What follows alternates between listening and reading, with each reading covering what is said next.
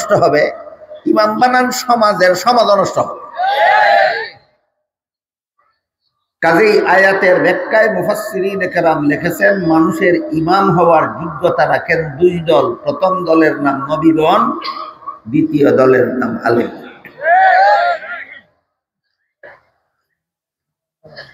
ইব্রাহিম আলাইহিস সালামকে আল্লাহ বললেন, আপনাকে আমি মানুষের ইমাম বানাবো। আপনারা কি মনে করেন দ্বিতীয় প্রকার ইমাম বানাবেন বলেছেন না প্রথম প্রকার? প্রথম প্রকার ইমাম কারা? নবীগণ। তাহলে সারমর্ম দাঁড়ালো, ইব্রাহিম আলাইহিস সালাম কঠিন পরীক্ষাগুলিতে পাশ করার পরে আল্লাহ ইব্রাহিম আলাইহিস সালামকে বললেন, আপনাকে আমি নবী বানাবো। তখন ইব্রাহিম আলাইহিস সালাম আল্লাহর কাছে একটা আবেদন করলেন, হে আল্লাহ, শুধু আমাকে নয়, আমার পরবর্তী প্রজন্মকেও নবী বানান। আমার বংশের মধ্যে যারা পরে পরে জন্ম হবে এদেরকেও নবী বানান। আল্লাহ বলেন, ঠিক আছে, আমি পরবর্তীদেরকেও নবী বানাবো, কিন্তু বংশভিত্তিক নয়। শুধু আপনার বংশে জন্ম হইলে নবী হইবে এমন কথা নেই। আমার নবী বানানির ফাউন্ডেশন হলো বেগুনাহ হওয়া। ইব্রাহিম নবীর বংশধর হওয়া শর্ত নয়, বেগুনাহ হওয়া শর্ত। কি শর্ত? এই কথাটাই আল্লাহ বললেন, লা ইয়ানালু আহদিজ যালিমিন, নবুয়তের পদ আমি গুনাহগারদেরকে দান করি না। নবুয়তের পদ আমি গুনাহগারদেরকে দান।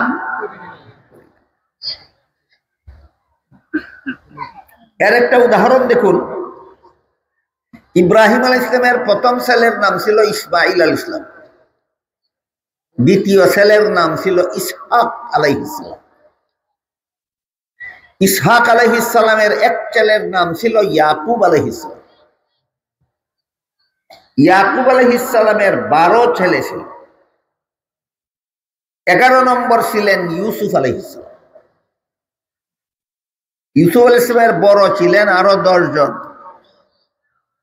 এই 10 জনের 10 জনই প্রথম জীবনে গুনাহ করছে। 10 জনের 10 জনই প্রথম জীবনে কতলা গুনার হিসাব দিব। একটা গুনাহ হইল বাবারে শিকারও যাইতেছে, কইয়া দুঃখা দিয়া নিয়া ইউসুফ নবীরে কুয়ায় নিক্ষেপ করেছে।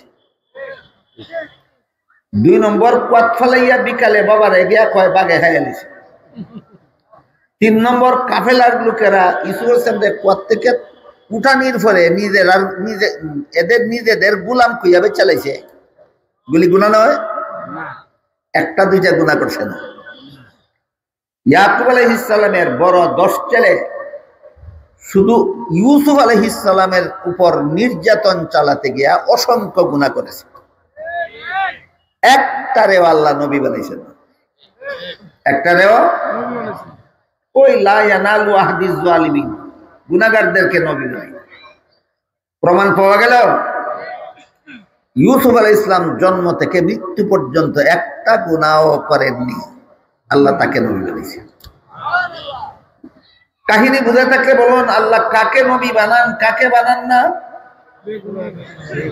আজীবন বেগুনাহ হলে আল্লাহ নবী বানান। জীবনে একটা গুনাহ যে করে, তুমি গুনাহ পরে তওবা করে মাপ পাইতে পারবা, কিন্তু নবী হইতে পারবা না। কেউ যদি জীবনে একটা গুনাহ করে ফেলে আর যথারীতি তওবা করার কারণে আল্লাহ মাফ করে দেয়, মাফ করে দেওয়ার কারণে গুনার শাস্তি হবে না তোমার, কিন্তু নবী হওয়ার দরজা তোমার জন্য বন্ধ।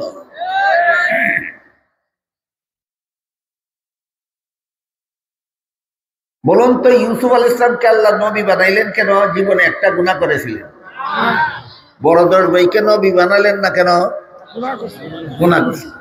এই কথাটাই ইব্রাহিম আলাইহিস সালামের প্রস্তাবের জবাবে আল্লাহ বলে দিলেন, লা ইয়ানালু আহদিজ যালিমিন, নবুয়তের পদ আমি কোন গুনাহগারদেরকে দান করি না। এটা হলো আল্লাহর এই মূল নীতিটা হলো সমস্ত নবী রাসূলগণের বেলায় প্রযোজ্য। 1-2 নবীর বেলায় এই নিয়ম না, সকল নবীর বেলায়। আদম আলাইহিস সালাম থেকে নিয়ে আল্লাহ মুহাম্মদুর রাসূলুল্লাহ সাল্লাল্লাহু আলাইহি ওয়াসাল্লাম পর্যন্ত যত নবী রাসূল দুনিয়াতে পাঠাইছেন, সমস্ত নবী রসুলগণের জন্য আল্লাহ একটা সার্বজনীন মূলনীতি ঘোষণা দিয়া দিলেন, গুনাহগারদেরকে নবী বানাই না, যাদেরকে নবী বানাই এরা জীবনে কোনোদিন গুনাহ করে না। কিন্তু দুঃখের বিষয়, দীর্ঘদিন যাবৎ মুসলমান সমাজে কিছু লোক আঙ্গুলে গোনার মতো দুই চারটা লোক এমন পাওয়া যায় যারা বিভিন্ন নবীর জীবনের বিভিন্ন ঘটনাকে মন গড়া ব্যাখ্যা করিয়া নবীরে গুনাহগার সাজায়। বিভিন্ন নবীর জীবনের বিভিন্ন ঘটনারে শুদ্ধ ব্যাখ্যা করিয়া না ভ্রান্ত ব্যাখ্যা করিয়া, ভুল ব্যাখ্যা করিয়া নবীরে গুনাহগার সাজায়। যে সমস্ত নবীদেরকে এই সমস্ত পাপিষ্ঠরা গুনাহগার সাজায়, এই সমস্ত নবীগণের মধ্যে প্রথম নম্বরে রয়েছেন হযরত আদম আলাইহিস সালাম।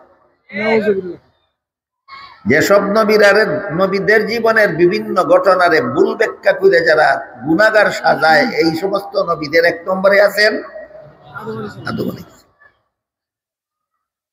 আমরা যে সমাজে বর্তমানে বাস করি, এই সমাজেও এমন যথেষ্ট মুসলমান পাওয়া যাবে যারা আদম আলাইহিস সালামকে গুনাহগার মনে করে। পরে পরে আল্লাহ মাফ করে দিয়েছেন ভিন্ন কথা, কিন্তু আগে তিনি গুনাহ করেছিলেন এই বিশ্বাস এখনো অন্তরে রাখে। আল্লাহ পরে মাফ করে দিয়েছেন সেটা ভিন্ন কথা, কিন্তু আগে তিনি গুনাহ করেছিলেন এটা মনে করে। এই ধরনের যারা আদম আলাইহিস সালামকে গুনাহগার মনে করে, এরা আদম আলাইহিস সালামের জীবনের একটা ঘটনাকে মন গড়া ভাবে ব্যাখ্যা কইরা গুনাহগার সাব্যস্ত করে। কি সেই ঘটনাটা হলো, আল্লাহ আদম আলাইহিস সালামকে জান্নাতে দিয়া বলছিলেন, জান্নাতের যেখানে ইচ্ছা বসবাস করো, সব রকমের ফলমূল খাও, শুধুমাত্র একটি গাছের ফল খেতে নিষেধ করেছিল। ঘটনা কিন্তু কোরআনে বর্ণিত আছে। কিন্তু শেষ পর্যন্ত ইবলিসের দুঃখায় পরে আদম জান্নাতে নিষিদ্ধ গাছের ফল খাইছিলেন। এই পর্যন্ত ঘটনা কোরআনের বিভিন্ন আয়াতে আছে। এই ঘটনাটাকে যারা আদমকে গুনাহগার সাজায়, এরা ঘটনাটাকে এভাবে ব্যাখ্যা করে। ব্যাখ্যাটা হইল, আল্লাহর আদেশ নিষেধ লঙ্ঘন করার নাম ওই গুনাহ। আল্লাহর আদেশ নিষেধ লঙ্ঘন করার নামই গুনাহ। আর আদম তো লঙ্ঘন করলেন, এই নিষেধ করছিলেন খাইও না, খাইছেন, তো লঙ্ঘন তো করলেন ওই। কাজেই আল্লাহর নিষেধ লঙ্ঘন করে আদম গুনাহগার হলেন। এইভাবে ব্যাখ্যা করে তারা আদম আলাইহিস সালামকে গুনাহগার সাব্যস্ত করে। এইভাবে আমাদের মুসলমান